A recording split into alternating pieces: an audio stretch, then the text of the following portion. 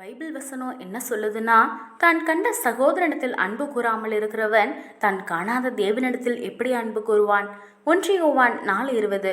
நான் தினமும் எசப்பாவை தேடி என் அன்பை எசப்பா கிட்ட ஷேர் பண்ணுறேன். பைபிள் வாசிக்கிறேன், அவருக்கு உண்மையாக இருக்கிற அப்படின்னு சொல்கிற நம்ம மற்றவர்களிடத்தில் அன்பாக இருக்கோமா? இல்லையே.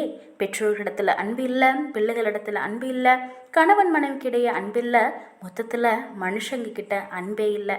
இப்படி இருக்கிற நம்மளை பார்த்து எசப்பா என்ன கேட்குறாங்கன்னா, பூமியில் நீ கண்ணால் பார்க்குற மனுஷங்க இடத்துலையே உன்னால் அன்பு செலுத்த முடியல, அப்புறம் எப்படி காணாத என் மேலே அன்பாக இருக்குன்னு சொல்கிற?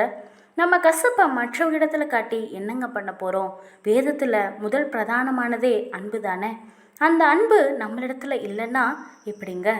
எசப்பாவை போல நாமும் மற்றவர்களிடத்துல அன்பை மட்டுமே கொடுக்கலாமே. அன்பு அன்பு அன்பு தேவ அன்பு அன்பு அன்பு அன்பு அன்பு அன்பு